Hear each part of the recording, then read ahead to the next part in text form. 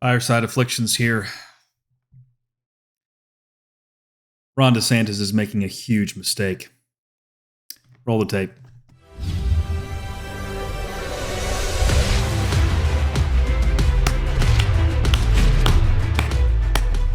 I'd like to congratulate Ron DeSantis today.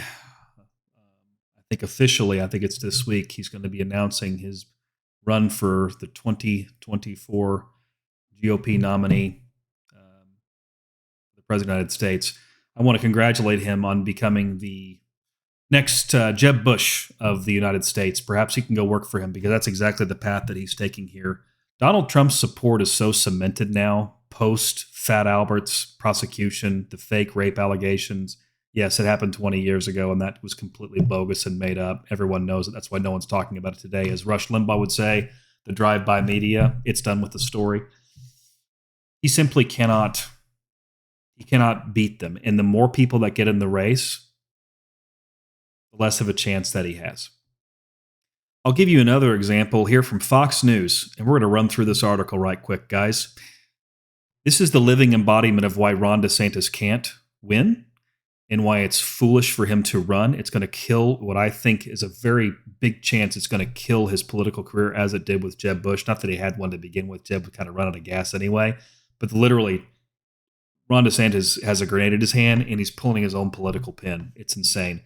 This article here is a really good representation of precisely why Ron DeSantis isn't going to win this, and it's foolhardy.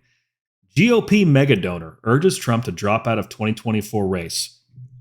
Nothing like a GOP megadonor to tell the grassroots what to do with their candidate, to tell the America First, the base of the Republican Party.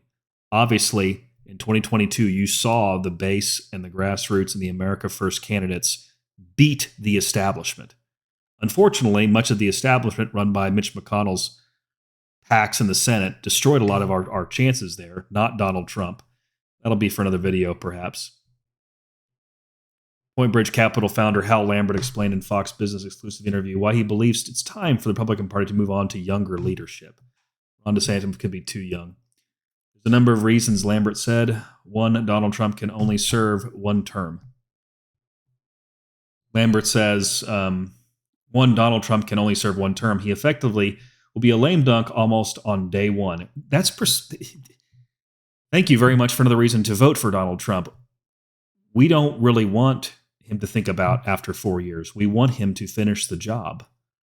One of the reasons I had an issue with Donald Trump towards the first 4 years of his presidency was the picks that he had. And basically he was, throwing a bone to the establishment rhinos, picking Bill Barr, picking John Bolton, a hawk, something that Donald Trump never wanted to deal with, but he did it to appease them, and because he thought it would be very, help him moving forward to get to the 4 years to be more aggressive.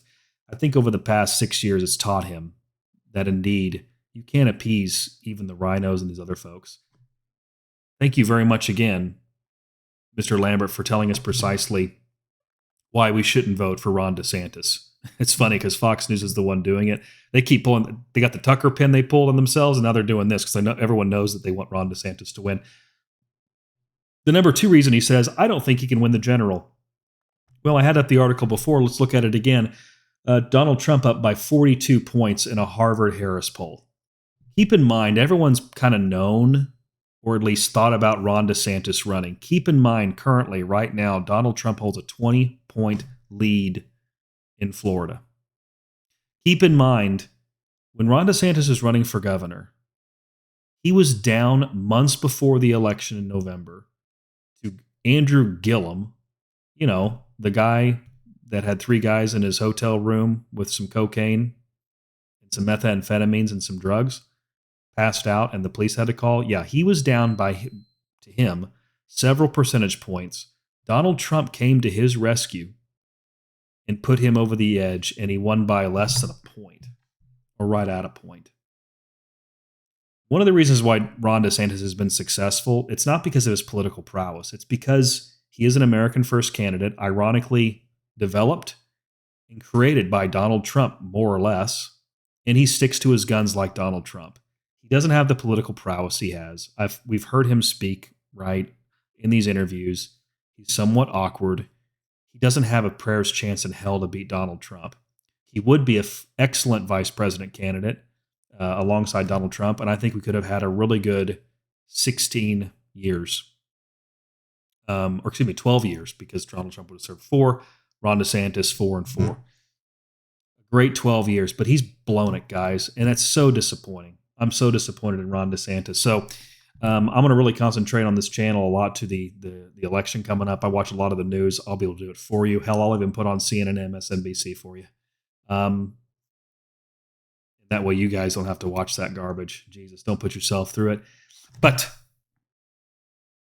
my affliction. Why is Ron DeSantis running? We're going to find out whether or not he can cut the mustard. But as far as I'm concerned, and I'll stand corrected, but he doesn't have a prayer's chance in hell.